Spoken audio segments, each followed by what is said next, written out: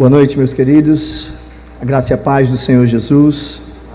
É muito bom estar com vocês aqui nessa noite, para juntos cultuarmos ao Senhor, adorarmos o Senhor, bendizer o Senhor na sua santidade.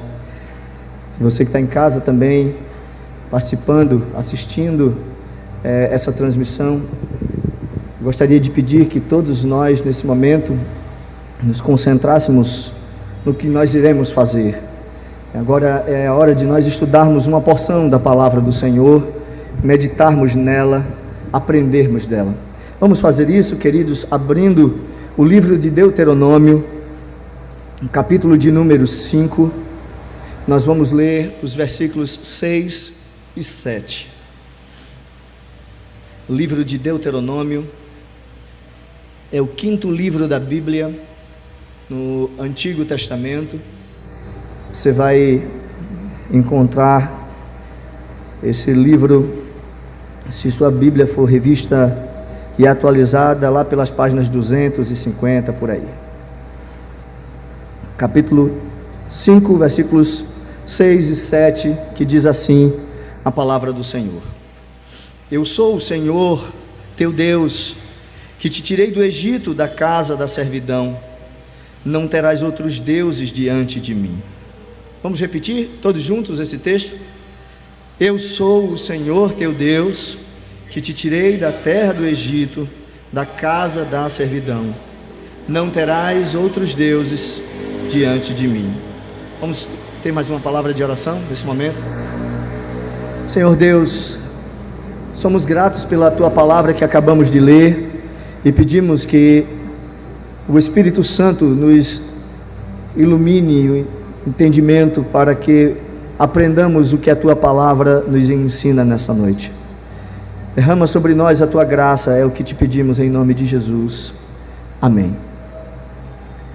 Meus queridos, nós conhecemos um filósofo, todo mundo conhece Aristóteles.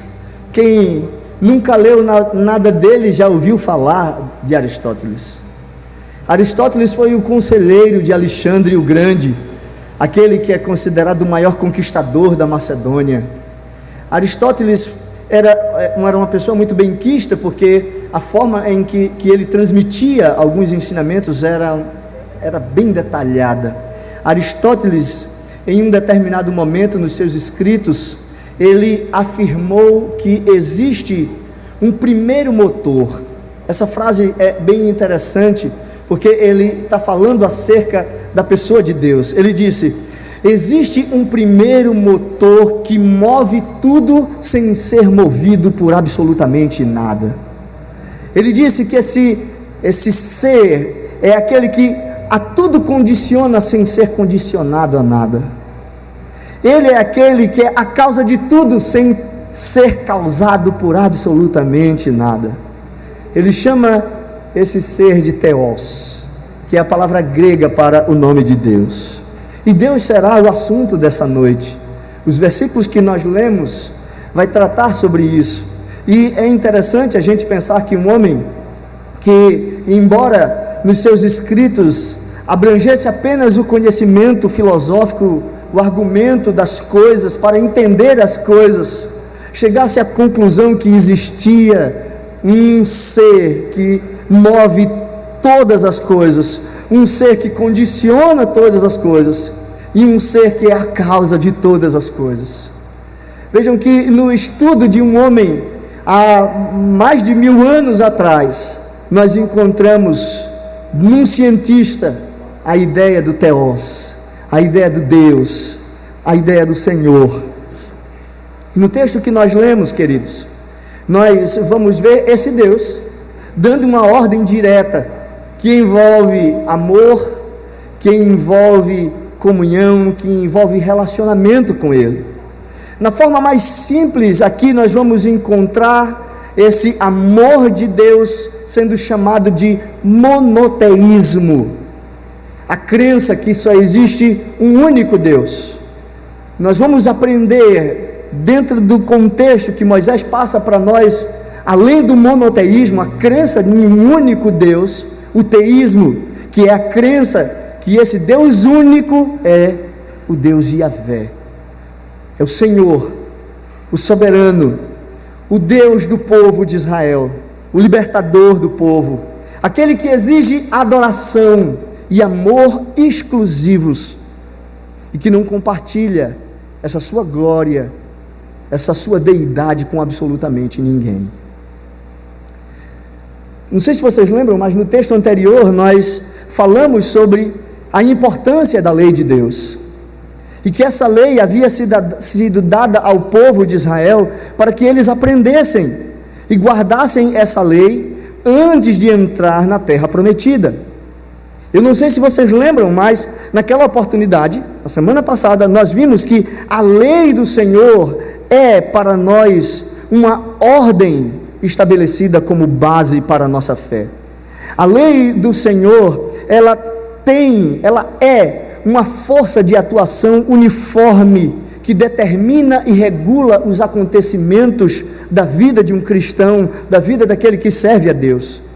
Por fim, nós vimos que a lei do Senhor é aquilo que obriga a nossa consciência a obedecer a Deus, a amar a Deus, a respeitá-lo como Senhor. E foi nesse aspecto que nós tratamos sobre a abertura da lei moral de Deus, como uma lei perfeita. Então, tudo que a Bíblia fala, ela fala embasada e caracterizada, estruturada nessa lei. Em nenhum momento você vai encontrar nas Escrituras, seja do Antigo ou do Novo Testamento, uma contradição sequer, um tio ou uma vírgula caindo, deixando de estar à tona dentro do contexto da sua interpretação. Em nenhum momento você vai encontrar a lei do Senhor sendo colocada de lado em detrimento a qualquer outra coisa. A lei do Senhor vai ser sempre o centro de todas as coisas, mesmo antes dela ter sido pronunciada diretamente aqui em Êxodo capítulo 5, capítulo 20, ou repetida aqui em Deuteronômio capítulo 5.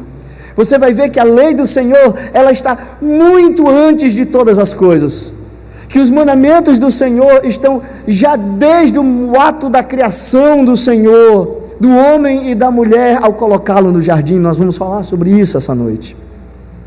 Então, quando nós olhamos para a Bíblia, nós vemos que tudo que ela declara errado é errado, e tudo que ela declara ser certo é certo.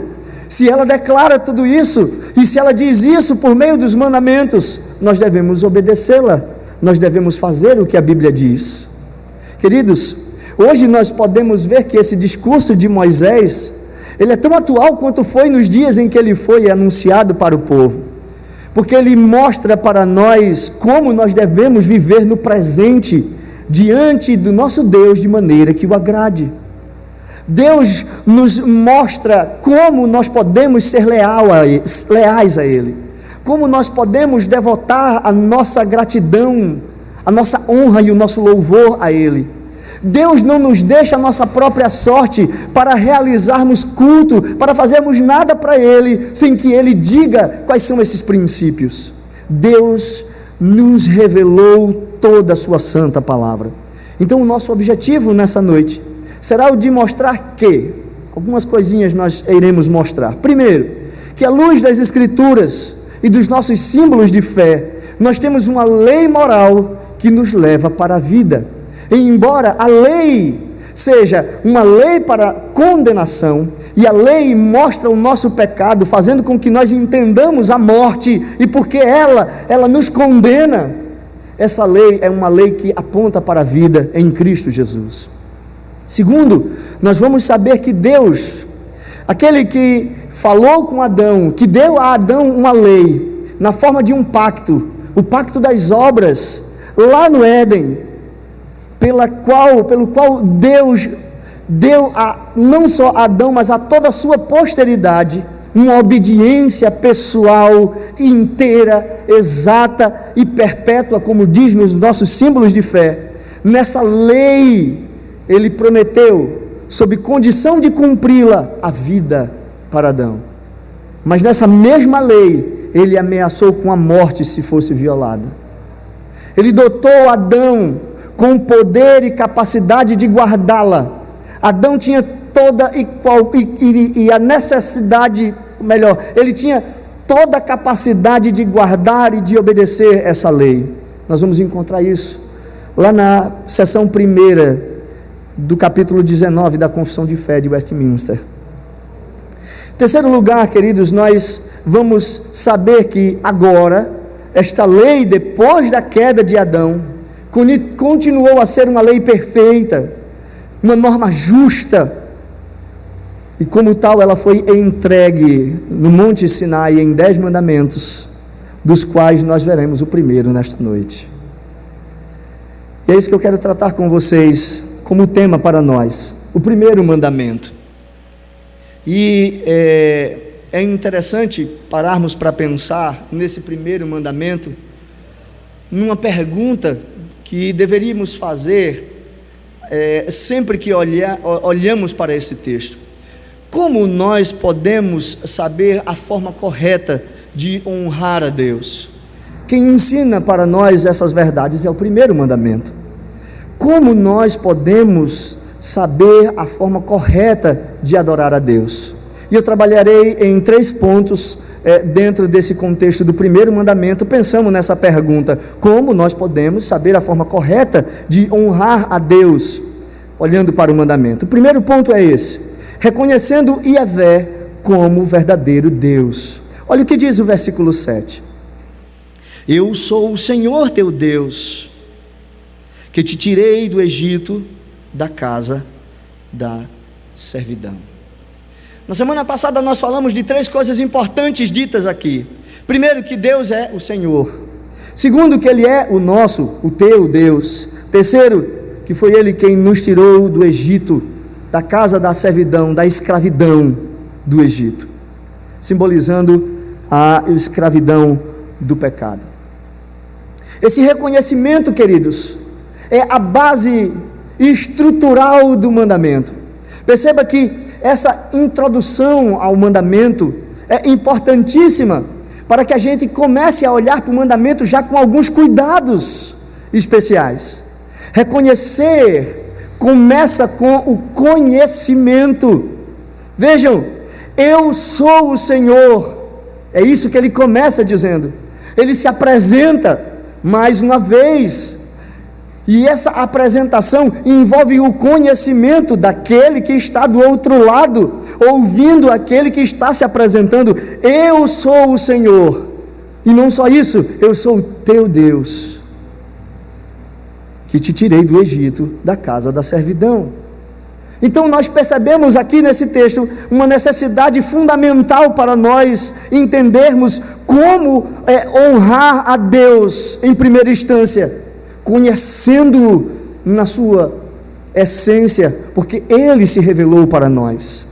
Ele disse que era o Senhor. Então, depois do conhecimento, nós passamos pela segunda parte que o próprio texto nos mostra. Ora, se Ele se apresenta e nós conhecemos Ele como Deus, depois nós precisamos ter fé. Então, a segunda forma que nós encontramos aqui de entender esse processo de reconhecimento de Yahvé como verdadeiro Deus é ter fé nele e crer nele. Ele diz: eu sou o Senhor teu Deus. Nós não podemos em nenhum momento tê-lo como Deus se nós não cremos nele. A fé é crucial nesse instante, nesse momento do mandamento. Depois ele passa por um entendimento de uma confissão, e chega até nós como uma lei espiritual na forma dos mandamentos. Eu vou fazer uso aqui de uma explicação à luz do teólogo sistemático do Dr. Charles Hodge, acerca disso que nós já encontramos aqui. Quando nós falamos sobre conhecimento, nós precisamos trazer à tona quem é Yahvé, quem é o Senhor. Vejam, queridos, que isso é básico para a nossa fé. Nós precisamos aprender e entender quem é Deus. A nossa fé depende de saber quem é o Senhor.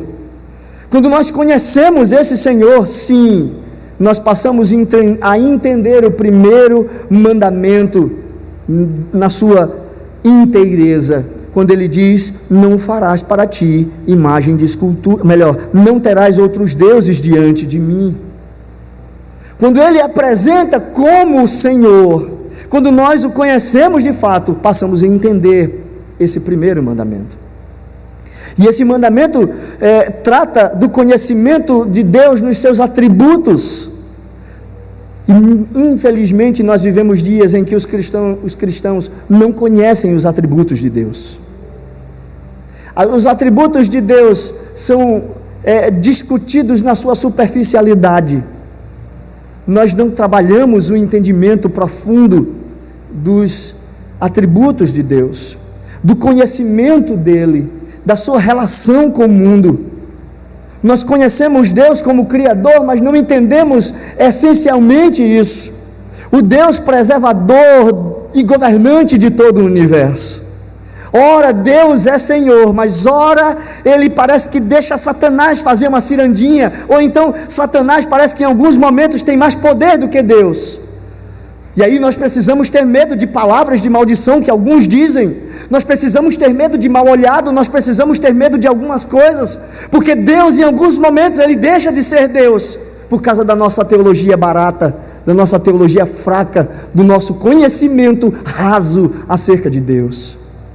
Nós conhecemos tão pouco a Deus, que nos deixamos influenciar rapidamente por aquilo que se diz sobre Ele. Deus é tudo, tudo é Deus. Você encontra Deus em qualquer coisa que você vê. Nós olhamos e vemos as coisas cada vez mais esdrúxulas, visto que a nossa sociedade cada dia mais mergulha num conhecimento vazio acerca do Senhor, acerca do nosso Deus. O nosso conhecimento acerca de Deus, queridos, garante a nossa relação com as suas criaturas. O nosso conhecimento acerca de Deus nos vai fazer relacionarmos melhor com o povo eleito do Senhor. Conhecer a Deus é crucial para as nossas vidas. E quando falamos de conhecimento de Deus, entramos no âmbito da fé, na fé e no reconhecimento de Yahvé como verdadeiro Deus. E eu me refiro aqui no ato de crer que Deus existe, porque na nossa sociedade atual até Deus tem sido esquecido, se não apagado da existência.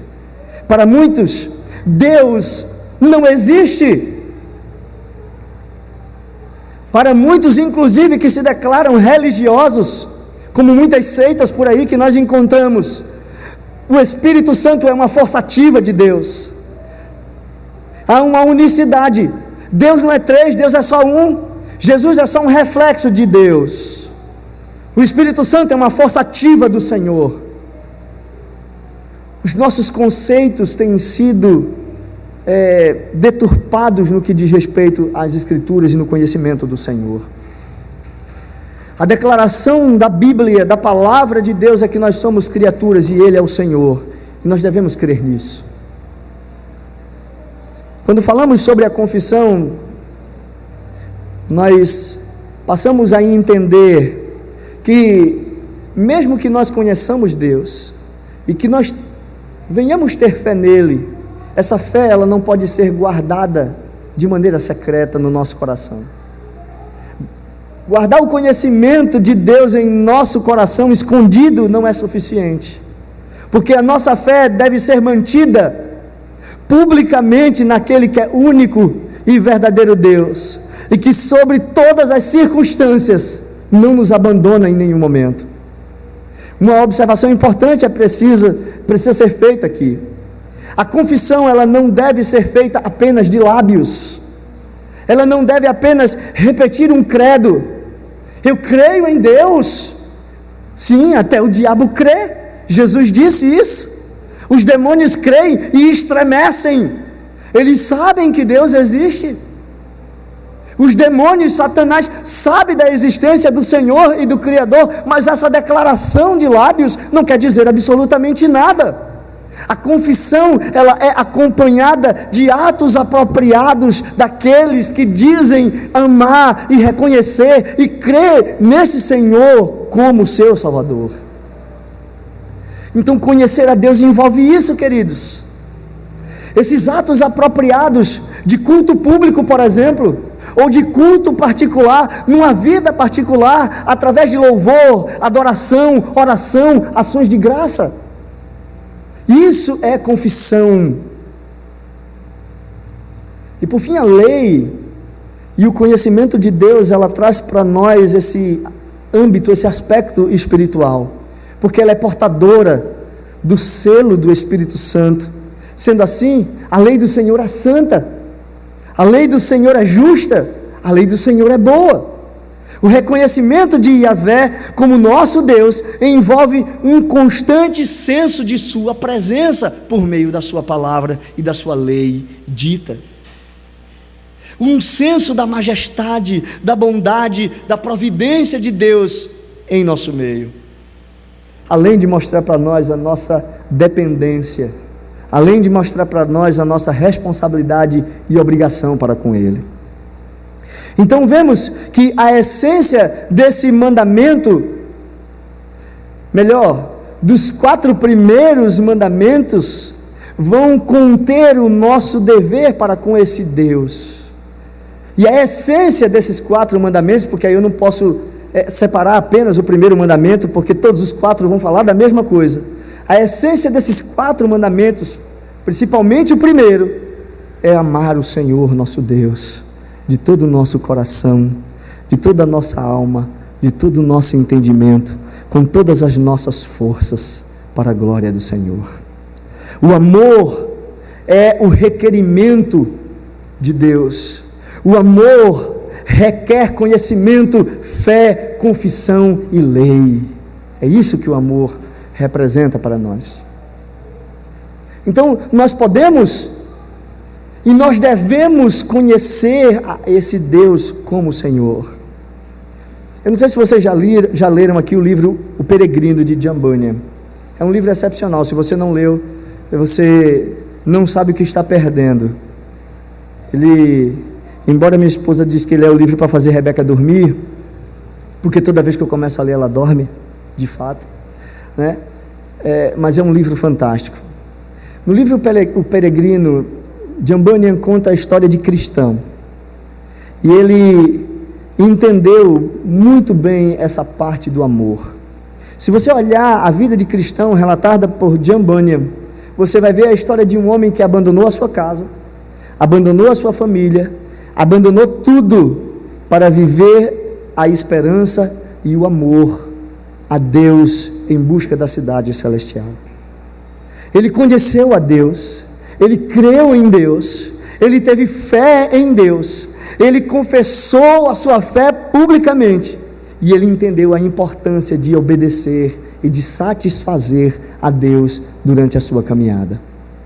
O que é interessante, queridos, é que nessa caminhada de John Bunyan, relatando a vida de cristão, ele vai mostrar uma série de altos e baixos, de erros e acertos, mas sempre cristão em busca de andar conforme o padrão do Senhor. E esse talvez seja o maior desafio nosso nessa noite, o desafio de podermos avaliar e reconhecermos os nossos erros e acertos no que diz respeito à obediência à palavra do Senhor e aos seus mandamentos. O nosso grau de reconhecimento de que Yahvé é o nosso verdadeiro Deus, porque isso, irmãos, reconhecer isso nos fará ver a forma correta de honrarmos o nosso Salvador. Então, no primeiro mandamento, nós vamos aprender sempre a reconhecer Yahvé como verdadeiro Deus. Esse é o primeiro ponto. Segundo ponto, nós vamos reconhecer que há deveres implícitos nesse mandamento. Quando você olha aqui para o texto, você vai perceber claramente que existem deveres declarados, mas implícitos no texto. Veja o que o texto diz no versículo 7: não terás outros deuses diante de mim. E ao olhar para esse versículo 7, a primeira pergunta que a gente faz é: tá bom, pastor, ele está dizendo não, aqui eu estou vendo, ele está dizendo, ele está me proibindo eu não ter outro Deus diante dele, isso eu entendi, mas quais são os deveres que estão implícitos aqui nesse texto? Essa é a primeira pergunta que a gente deve fazer. E nós precisamos, às vezes, de uma ajuda, de uma muleta para poder entender melhor o contexto desse versículo, porque de uma forma muito direta, Deus está dizendo aqui tudo o que Ele quer apenas numa frase. Mas a resposta pode ser encontrada facilmente na pergunta de número 105, 104 e 105 do Catecismo Maior de Westminster. Se você depois tiver curiosidade, você vai lá e ele vai abranger essa pergunta, trazendo para nós o entendimento desse dever implícito nesse mandamento. Isso fica claro quando nós observamos aqui, queridos, por exemplo, quando ele diz: não terás outros deuses diante de mim. Esse termo não terás, essa proibição, na verdade, para nós já é um dever implícito aqui. O primeiro dever implícito é entender que não existe outro Deus além do Senhor. Nós temos o dever de olhar para Deus como único Deus e Senhor das nossas vidas. Um outro dever implícito aqui nesse texto é Deus trazendo para nós o entendimento de que Ele, como Deus único, é o único também que merece adoração, glória e honra. Percebam que se você for buscar o entendimento da pessoa de Deus, o que é Deus? Nós aprendemos isso em alguns domingos atrás. Deus segundo a teologia reformada, o conceito de Deus é Espírito, e esse Deus Espírito é infinito, esse Deus Espírito é sobrenatural, Ele é existente por si só, Ele é a causa necessária e fim último de tudo que existe. Então, Deus, no conceito da teologia reformada, no conceito da teologia propriamente dita, é tudo isso. Deus é Espírito, infinito, eterno. No conceito da religião comum, ou nas religiões comuns, Deus é qualquer força oculta, ou o nome que pode ser dado a qualquer espírito mais ou menos personalizado. O que é que eu quero dizer com isso, queridos? Que o nosso conceito de Deus vai saber ou vai identificar como nós interpretamos esse mandamento. Quando eu olho para a Bíblia, eu enxergo esse Deus infinito, eu enxergo esse Deus eterno, esse Deus sobrenatural, esse Deus que em si é a causa de todas as coisas, a causa necessária e o fim último de tudo que existe. Se eu enxergo Deus assim, então eu vou entender que esse Deus deve ser honrado, esse Deus deve ser glorificado. E Deus merece essa adoração porque Ele é tudo isso, Ele merece todas essas coisas. Então, depois de definir quem é Deus, nós entendemos claramente que ser adorado e ser glorificado é algo que está intrínseco na pessoa dele mesmo. Embora Ele não precise da glória que eu presto a Ele, da honra que eu presto a Ele, porque Ele é suficiente em si mesmo por ser Deus, então eu olho para esse Deus que é tão grandioso e não consigo ficar sem prestar a Ele adoração, louvor, honra, glória. Quando a gente olha para esse mandamento, a gente parece que não percebe essas coisas, mas quando Ele diz, não terás outros deuses diante de mim, Ele está nos dando um dever de apenas adorar a Ele,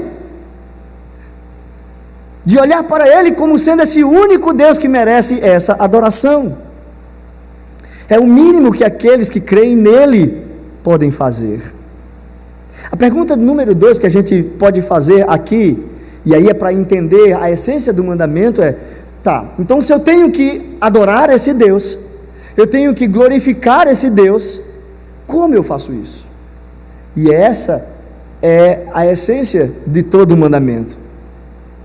O Catecismo Maior de Westminster diz que nós fazemos isso, nós adoramos a Deus, nós glorificamos a Ele, nós bendizemos, nós honramos a Ele, quando nós pensamos nele.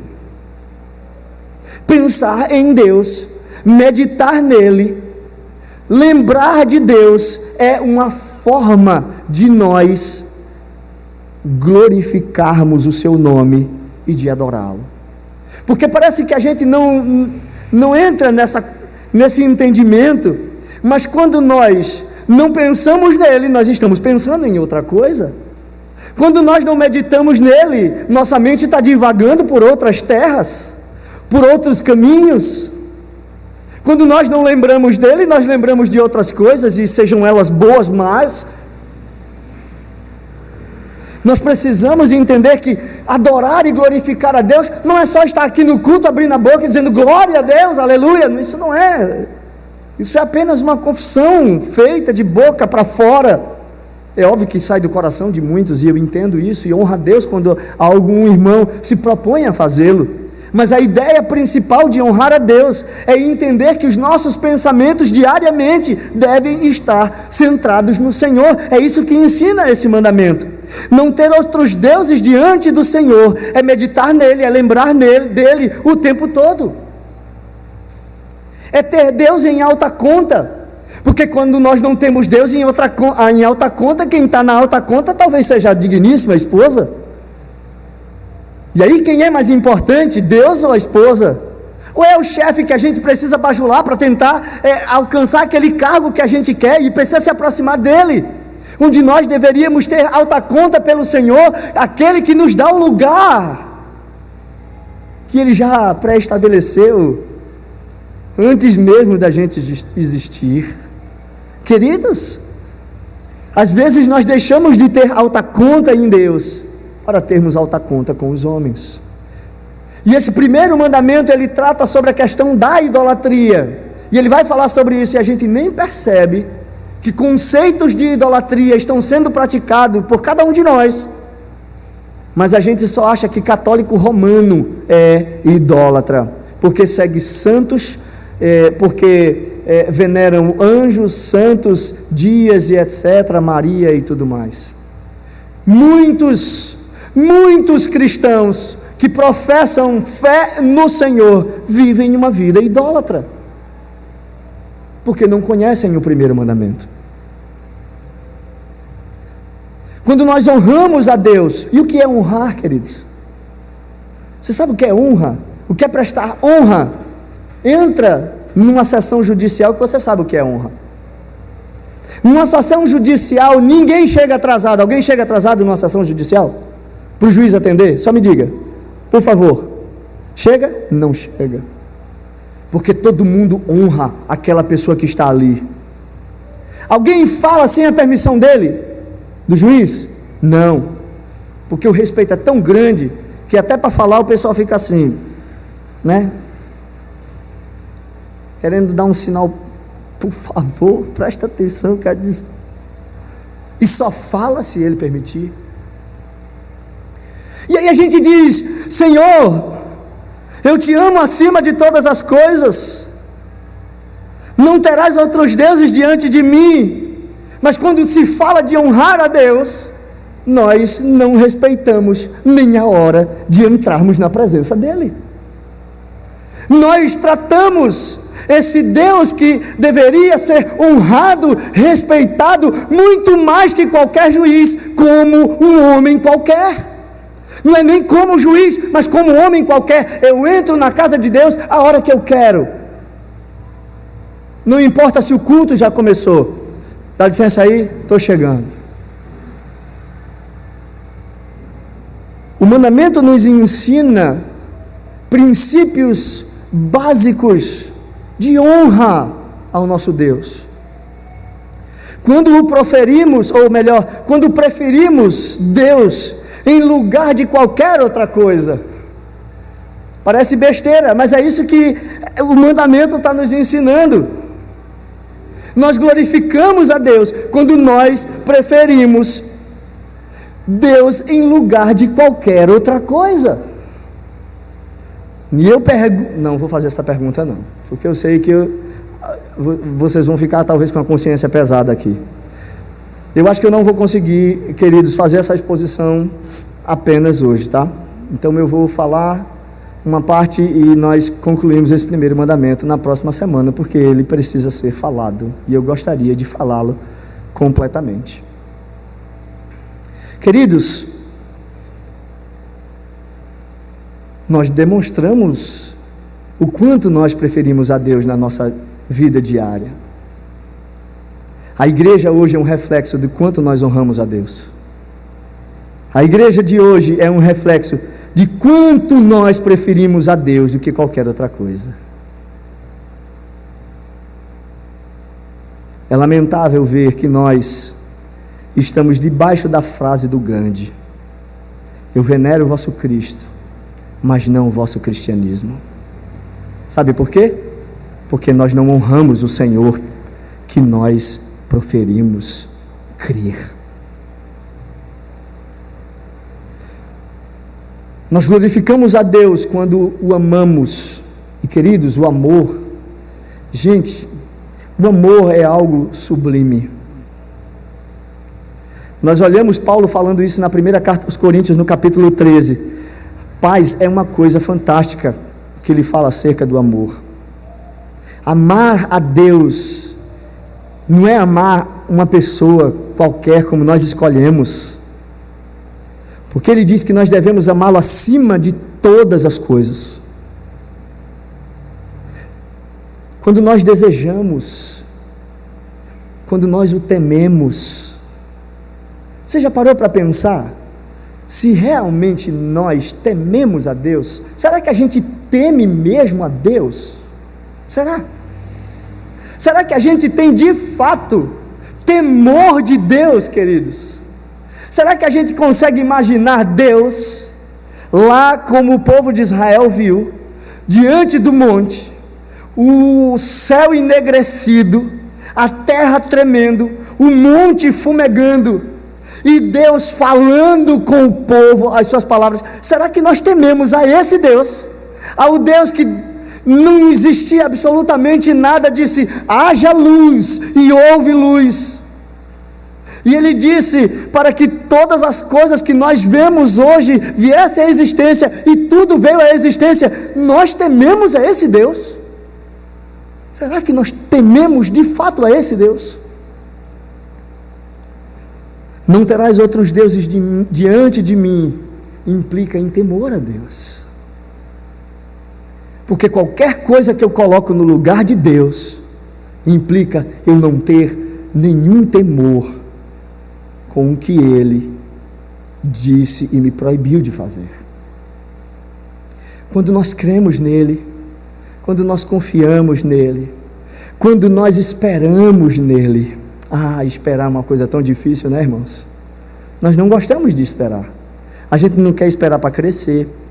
Minha filha mesmo faz: papai, eu já estou ficando uma mocinha, eu já tenho 6 anos.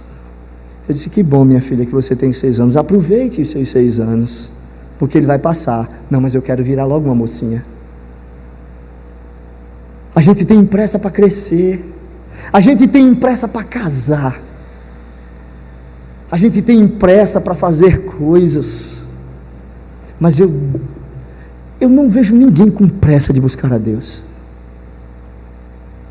Eu estou falando de mim, tá, irmãos? Estou falando só de vocês, não, estou falando de mim. A pressa que eu tenho para não chegar atrasado no trabalho não é a mesma pressa que eu tenho, talvez, para chegar no culto. A mesma pressa que eu tenho para fazer determinadas coisas não é a mesma pressa que eu tenho para orar e buscar a presença do Senhor. E aí então eu pergunto: olha para o mandamento: não terás outros deuses diante de mim. Será que isso tem alguma coisa a ver? Será? Tudo que eu estou colocando como prioridade nunca é Deus.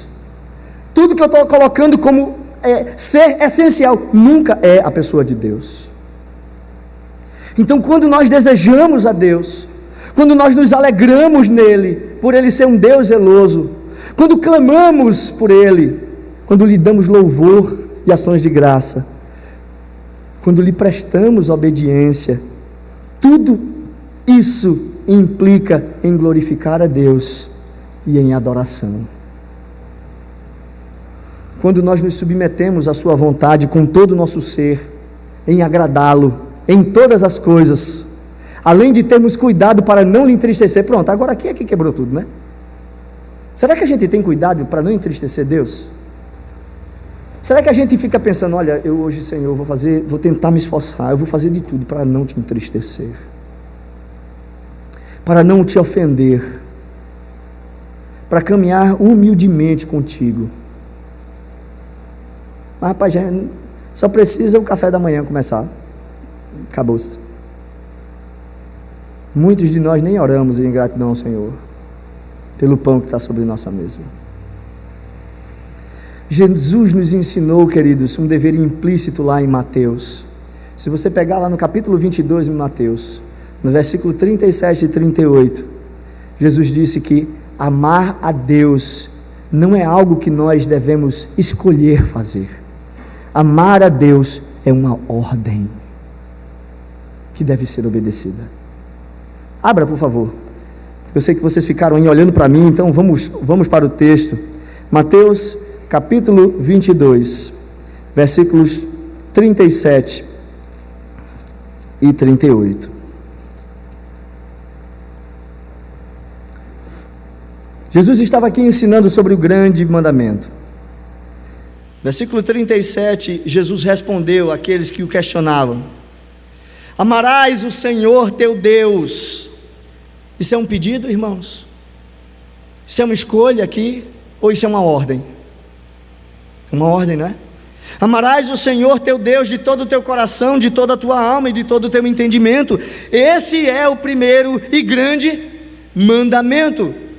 Ora, a palavra mandamento está dizendo já o que ele é, uma ordem do Senhor. Então Jesus não nos deu escolha. Eu amo a Deus quando eu quiser, eu gasto meu tempo com Deus quando eu quiser. Eu devo amá-lo de todo o meu coração, de toda a minha alma, de todo o meu entendimento, porque esse é o primeiro mandamento. Ou voltando para Deuteronômio capítulo 5, não terás outros deuses diante de mim. Meu querido, você já parou para pensar como andam os seus deveres para com Deus? Se não, esse é o seu desafio, o meu desafio nessa noite. Vocês já pararam para analisar que esse reconhecimento de dever implícito nos coloca em nossa relação apropriada com Deus, aquele de quem a gente recebe todo o bem-estar nessa vida? Vocês já pararam para pensar nisso? Então, como nós podemos saber a forma correta de honrar a Deus? O primeiro mandamento nos ensina: reconhecendo Yahvé como verdadeiro Deus. Segundo, reconhecendo que há deveres implícitos no mandamento. Dá tempo. Terceiro ponto: reconhecendo que há pecados proibidos nesse mandamento. Vejam que primeiro nós reconhecemos Yahvé como Senhor. Depois nós reconhecemos que temos deveres implícitos aqui nesse mandamento. Mas também esse mandamento nos ensina que há pecados proibidos nesse mandamento. Então agora nós precisamos observar que além desses deveres, há proibições no mandamento. A proibição é até mais fácil, né? O não é uma proibição, né? Nós já encaramos a proibição quando nós olhamos para o texto: não farás, ou melhor, não terás outros deuses diante de mim.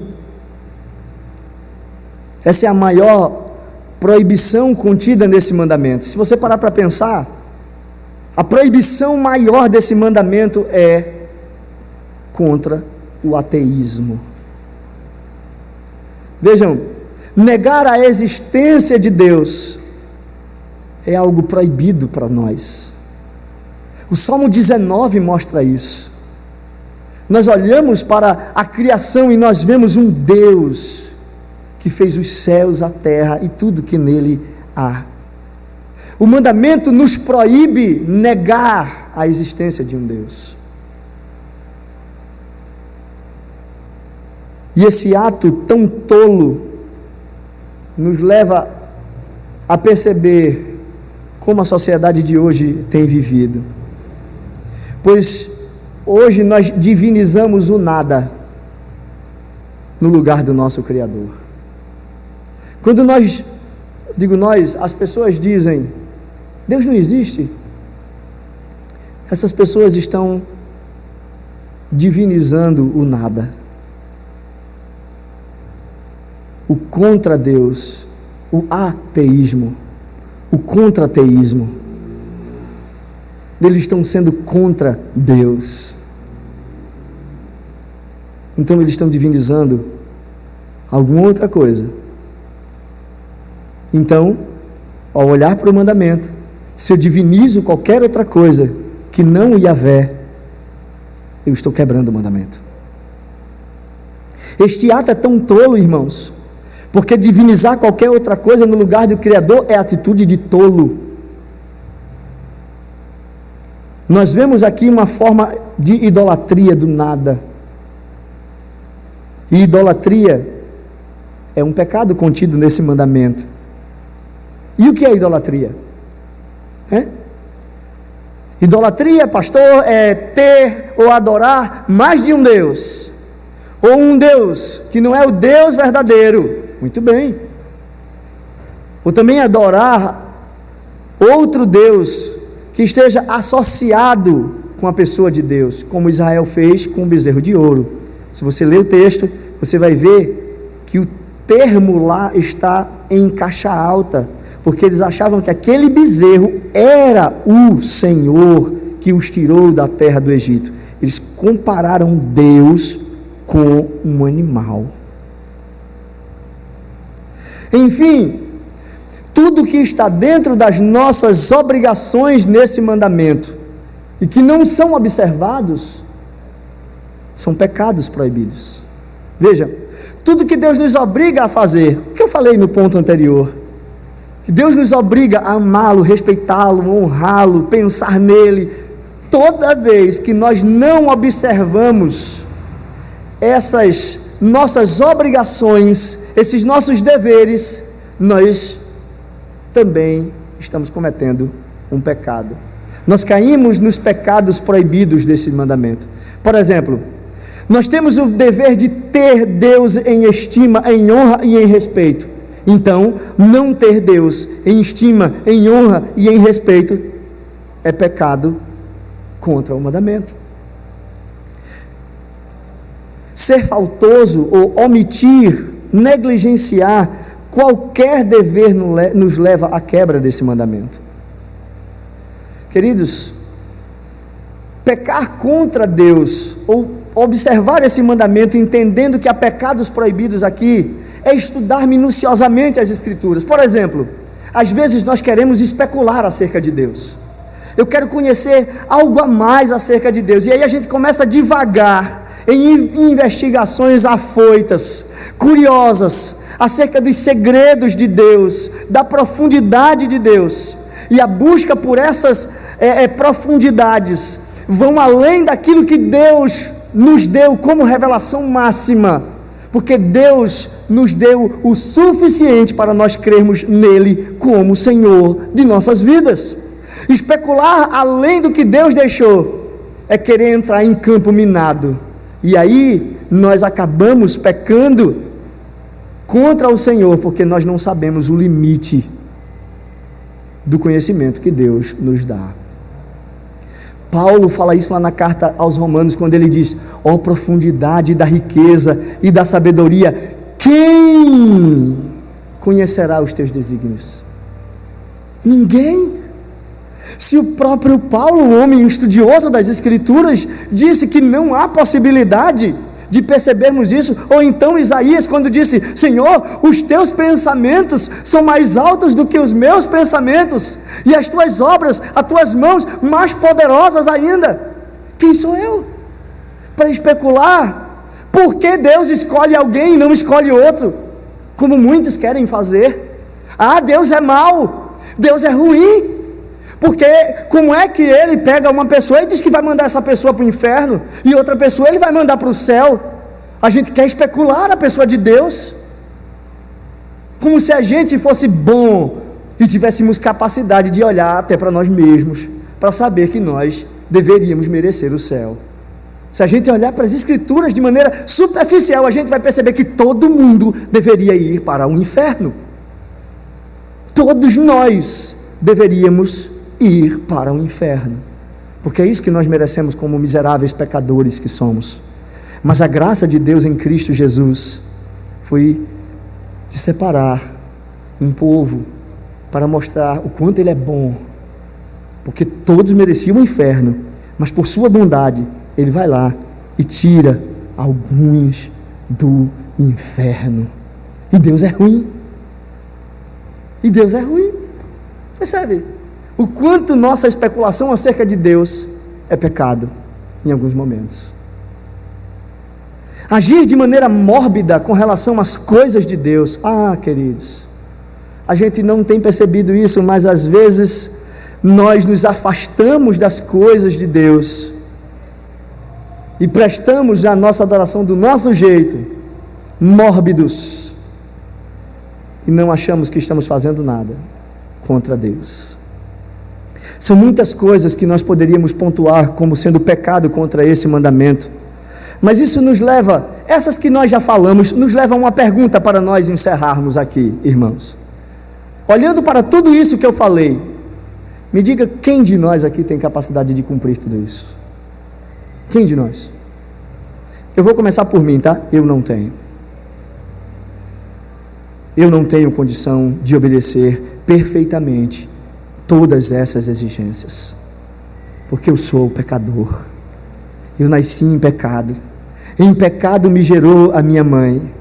E é por essa razão que Deus não faz mais agora um pacto com o homem. Depois da queda, Ele faz um pacto com o conselho da Trindade. E Cristo, seu Filho, é aquele que precisa obedecer esse pacto dado em mandamentos, deveria ser obedecido por aquele que seria a semente da mulher, o Filho de Deus encarnado. Ele teria o dever de obedecer esses mandamentos, e foi isso que Cristo fez. Ele obedeceu todos os mandamentos do Senhor, porque essa cédula nos acusava, esses escritos aqui nos acusavam e nos condenavam, porque nenhum de nós aqui temos condição de prestar a Deus a verdadeira e perfeita adoração. Nós não temos condição de olhar para esse mandamento: não terás outros deuses diante de mim, e cumprimos ele na sua totalidade, porque todos os dias nós colocamos outros deuses diante do Senhor. É por essa razão que o pacto feito com o segundo Adão, o pacto da graça, que acontece logo após a queda, onde Cristo, Filho de Deus, é o único que pode cumprir toda a lei, entra na história. Por causa de Cristo nós temos vida, e vida em abundância. Por causa de Jesus, que é a expressão do verdadeiro amor de Deus e o cumprimento de toda a lei, nós somos salvos por meio da graça, porque Ele imputa em nós a sua obediência a esses mandamentos que Deus exige. Deus não mudou, viu, queridos? O mesmo Deus do Antigo Testamento é o mesmo Deus do Novo Testamento. O mesmo Deus que exigiu obediência perfeita a essa lei é o Deus que no Novo Testamento exige obediência perfeita a essa lei. É o mesmo Deus. A diferença está numa única coisa: Cristo obedeceu essa lei e imputou essa sua obediência em nós, e agora nós somos justificados por meio de Cristo Jesus. Isso nos leva, irmãos, a alguns desafios a pensarmos durante essa semana. Primeiro, Jesus Cristo é a verdadeira revelação de Yahvé. É por meio de Jesus que nós podemos conhecer o melhor de Deus. Então, meu querido, conheça Jesus. Busque conhecer a Jesus, porque foi Jesus quem te libertou e quem me libertou da escravidão do pecado, e se tornou o nosso Deus, o nosso Senhor, manifestando a glória do seu Pai. Hoje, queridos, nós temos um desafio de rever em que nível está o nosso conhecimento de Jesus, o nosso conhecimento acerca do Cristo de Deus, e o quanto esse conhecimento vai impactar na nossa vida, como nossa fé nele pede para que nós confiemos e entendamos a felicidade e o alento que ele nos dá. Quando nós o conhecemos, anunciamos publicamente a nossa crença num Salvador que nos dá paz, que nos livra do mal e que nos resgatará para toda a eternidade. Esse é o nosso desafio. Vamos conhecer a Cristo, que é a verdadeira imagem do Pai. Segundo, vamos crer que Deus existe, não apenas num princípio de verbalização, mas entendendo que Ele é o nosso Senhor, e que nós temos uma lei dada por Ele, e que Ele é superior a todas as coisas, e que cuida de nós. Creia, meu querido. Terceiro lugar, viva ou tente viver uma vida purificada, enobrecida, uma vida enaltecida como testemunha de Yahvé, do Senhor. Porque quando você começa a viver como essa verdadeira testemunha, todos os princípios de moralidade que em Cristo foram imputados em nós, nos dá a sensação de dever cumprido. Quando nós vivemos essa vida de testemunho, a nossa sensação é de que estamos no caminho certo, de que estamos vivendo para a glória de Deus Pai. Nosso último desafio nessa noite é pensar o quanto nós precisamos de Cristo, pois nós temos pecado todo dia contra o Senhor, colocando outros deuses diante dele. A nossa única esperança é Jesus, queridos. Sem Jesus nós não temos como amar a Deus perfeitamente. Sem Jesus nós não somos livres da condenação da lei, que nos diz como nós devemos viver e que nos diz que nós não temos capacidade de viver. Então, confiar em Cristo sem ferir a Deus é obedecê-lo, amá-lo, respeitá-lo e vivê-lo todos os dias das nossas vidas para a glória do seu santo nome. Que nós guardemos isso no nosso coração, irmãos. Não terás outros deuses diante de mim impliquem muito mais do que ter um santinho dentro de casa ou um santinho para adorar. Não terás outros deuses diante de mim implica em reconhecimento em Yahvé como nosso verdadeiro Deus, no reconhecimento que nós temos deveres para com Ele, e no reconhecimento de que há pecados proibidos nesse mandamento, que nós devemos evitá-los. Vamos orar mais uma vez. Senhor, muito obrigado pela Tua palavra. Nos ajude, ó Deus, a buscarmos o entendimento dela e a vivermos por ela.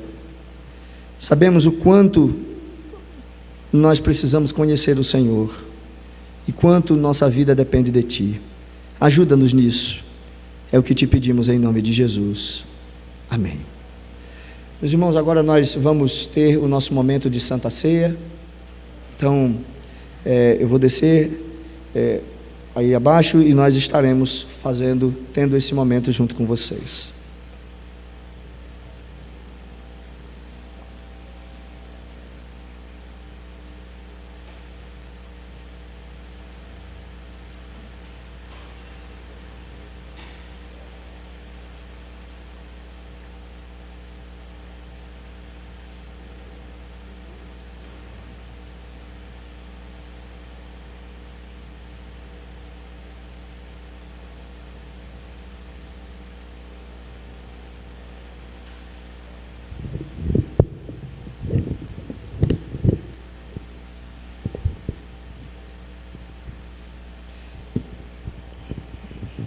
Gostaria de chamar os presbíteros aqui à frente, para nós realizarmos esse momento. Nós continuamos, irmãos, ainda respeitando todos os princípios e os critérios estabelecidos para essa pandemia, nesse ato de celebração de Santa Ceia, tá? Então nós, já a título de orientação, nós passaremos com os elementos junto de vocês, para aqueles que estão nos visitando. Então você, o presbítero irá com um pegador aqui, entregar o pãozinho na sua mão, e você vai pegar o cálice na mão do outro presbítero, melhor na bandeja. Então na hora que você for selecionar o seu cálice, selecione antes de botar a mão, tá? Então escolha aqui na mente, depois vá lá direitinho nesse cálice, pegue ele, não fique unidunide, pega não, esse aqui tem mais, eu vou pegar esse aqui, tem mais aqui. Escolha já o cálice que você quer pegar e pegue esse cálice, tá bom? Para que a gente não tenha que inutilizá-lo, tá? Então essa será a distribuição, e nós seremos juntos, tá? Então você ficará com o seu elemento, pão e vinho, todos nós teremos esse momento juntos. Então nós iremos fazer esse momento de ceia juntos, tá? Então nós vamos abrir o texto sagrado em Mateus capítulo 26.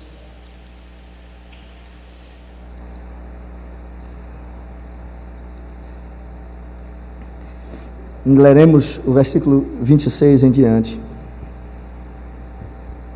que diz assim: Enquanto comiam, tomou Jesus um pão e, abençoando, o partiu e deu aos discípulos, dizendo: Tomai, comei, isso é o meu corpo.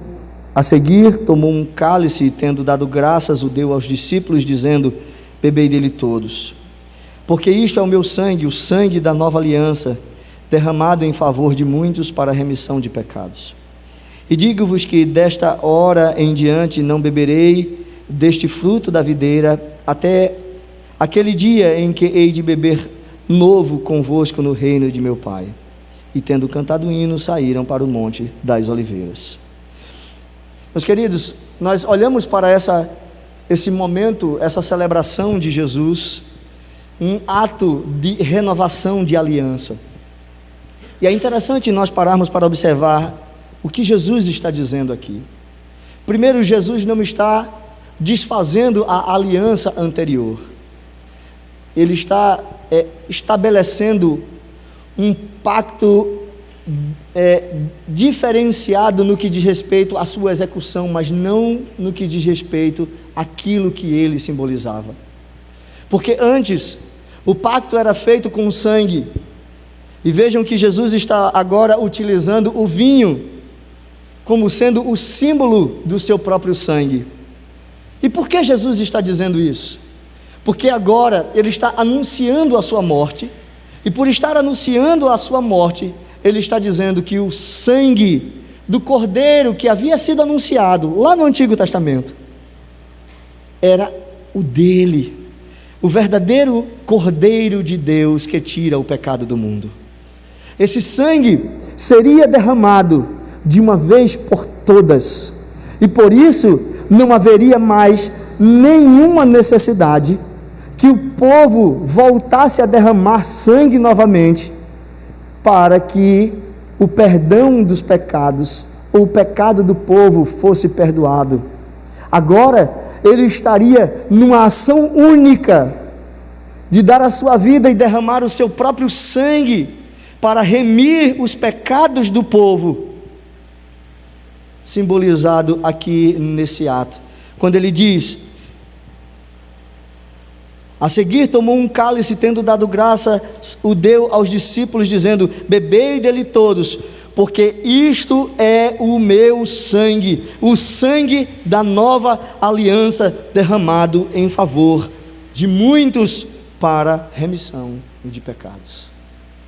Então Jesus agora não está anulando a lei de que um cordeiro e um inocente deveria morrer no lugar de um culpado, mas agora estava indo de uma vez por todas morrer e derramar o seu sangue no lugar de todos os culpados.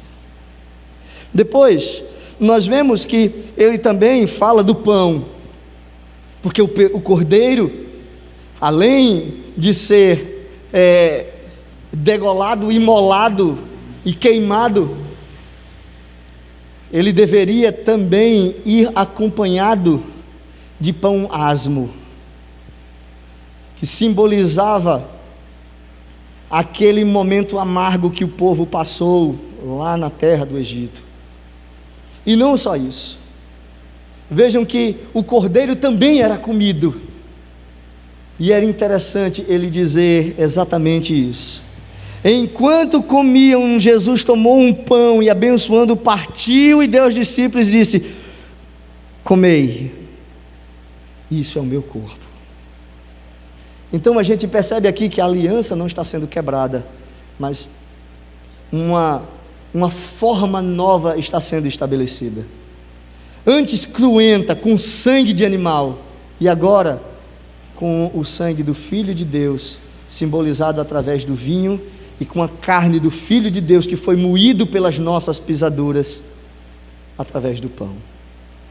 Então, meu querido, esse momento é um momento de examinar-se e comer desse pão, porque quem somos nós? E que pecado há diante de nós que o nosso Deus não perdoe? Você não tem esse direito de se proibir comer desse pão, mas deve confessar o seu pecado ao Senhor, deve examinar-se a si mesmo e comer deste pão, como Paulo recomenda lá na carta aos Coríntios. Agora é óbvio que quando não discernimos o corpo nem o sangue do Senhor, agimos de maneira tola, agimos de maneira impensada, e comemos e bebemos para a nossa própria condenação, porque não temos o entendimento do Santo de Israel, do Senhor que deu a sua vida por nós, o que isso de fato significa. Então, confesse ao Senhor, fale com o Senhor, examine-se a si mesmo e coma, e participe desse momento como igreja de Cristo. Esse momento, queridos, não é o momento da igreja presbiteriana do Brasil, é o momento e a mesa do Senhor Jesus Cristo. Essa mesa não pertence à nossa igreja, ela pertence ao nosso Salvador. Então todos os que estão aqui, de uma igreja genuinamente evangélica, pode participar, comendo desse pão e bebendo desse cálice. Nós iremos orar nesse momento, apresentando esses elementos, não para que eles se tornem corpo e sangue, porque o pão continuará sendo pão, e o vinho continuará sendo vinho, mas para que ele simbolize o que Jesus apresentou para nós aqui no texto de Mateus. Vamos fazer isso nesse momento. Ó Pai, nós te apresentamos esses elementos e consagramos eles para que nós, ao comermos do pão e ao bebermos desse cálice, entendamos que o Senhor foi moído, que o Senhor derramou o seu sangue para nos perdoar e nos aproximar novamente de Deus. Obrigado, ó Deus, por tudo isso. Obrigado por esses elementos que o Senhor agora nos faz tirar do uso comum para esse momento tão especial e tão solene. Abençoa-nos, ó Pai, é o que te pedimos, em nome de Jesus.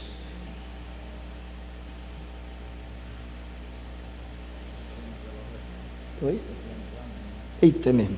Vamos lá. Esqueci do detalhe da...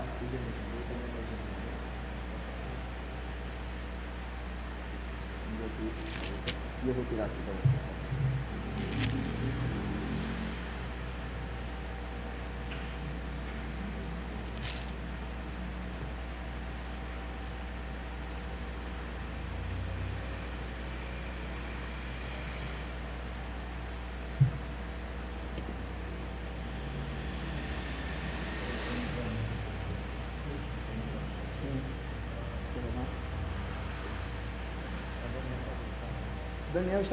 O irmão Daniel estará higienizando a mão das pessoas antes dos presbíteros irem passando, tá? Pra lá.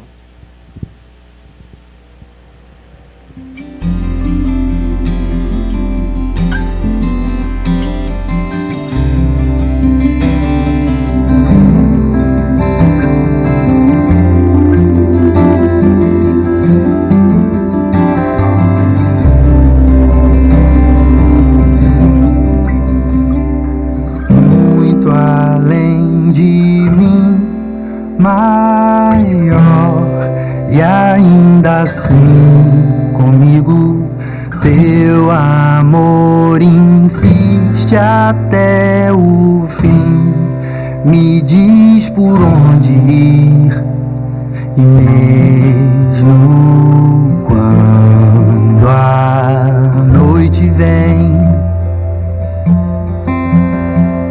seguro estou em ti. Muito além de mim, maior, e ainda assim comigo, teu amor me encontra até aqui, em minha solidão. E mesmo quando a noite vem,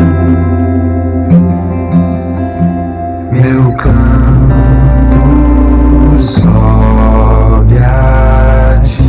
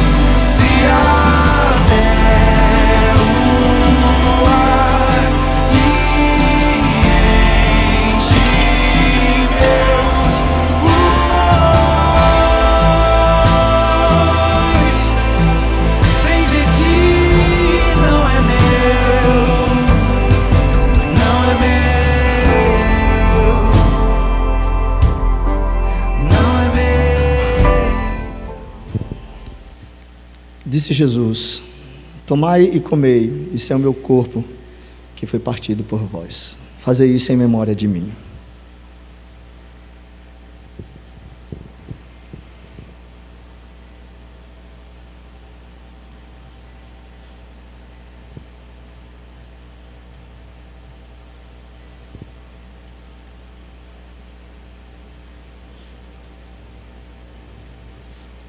De semelhante modo, depois de comer o pão, Jesus pegou o cálice e disse: esse cálice é a nova aliança do meu sangue, bebei dele todos, fazei isso em memória de mim.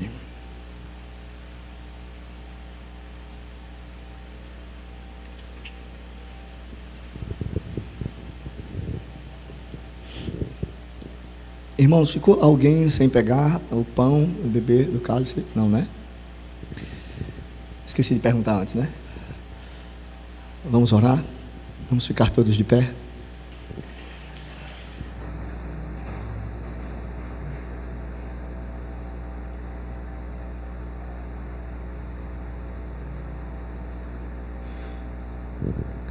Pai bendito, nós te louvamos e te agradecemos por essa noite. Noite especial, onde ouvimos a tua lei sendo falada, exposta, lida, anunciada na forma do primeiro mandamento. Nos ajude, ó Pai, a obedecermos a lei, não porque ela nos leva à salvação, porque nós somos salvos por Cristo Jesus, que já obedeceu toda a lei, mas porque amamos o Senhor. E a prova que nós te amamos é guardando os teus mandamentos, porque os mandamentos manifestam a tua santa vontade, aquilo que te agrada. Nos ajude, ó Deus, a vivermos assim, porque sabemos que precisamos da orientação, da direção do Senhor. Abençoa o teu povo. Guarda os teus filhos durante essa semana, Senhor. Eu te peço, Senhor, que tu restaure a saúde para aqueles que estão enfermos. Que tu tragas de volta para a tua casa aqueles que estão distantes. Que por alguma razão acham que não precisam estar aqui, ou que ainda não atinaram para a importância de estar na tua casa, Senhor. Ó Senhor, nos ajude a confiar cada dia mais em Ti, em saber que nós como igreja devemos agir de maneira sábia, que é o que nós estamos fazendo.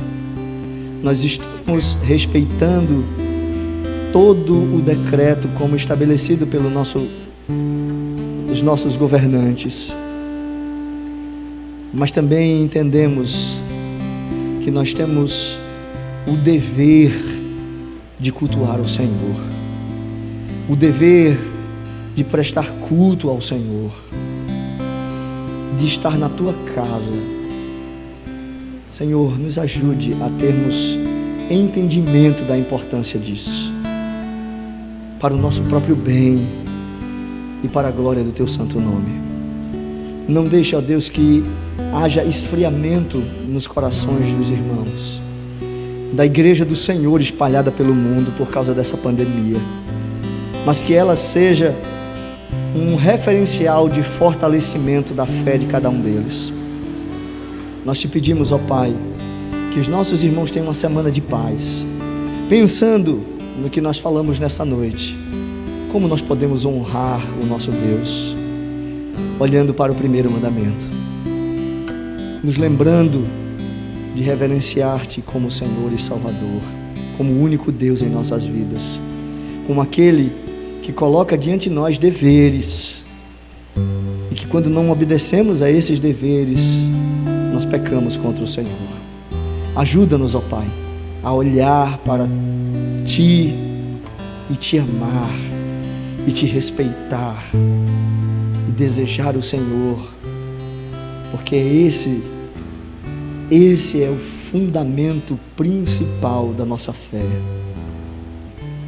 o de sabermos que o centro da nossa existência e da nossa vida é o Senhor. Ajuda-nos nisso, Pai, é o que te pedimos, em nome de Jesus. Recebei a bênção, meus queridos. E vós que antes não erais povo, mas agora sois povo do Senhor, que antes não tinhais alcançado misericórdia, mas agora alcançastes misericórdia.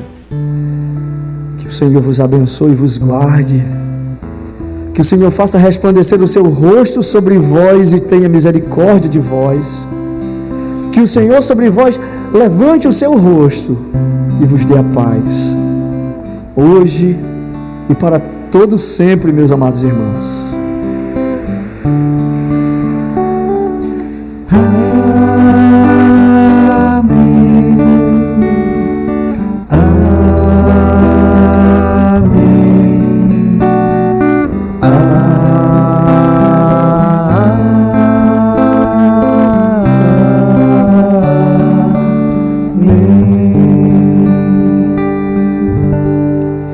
Sentar todos.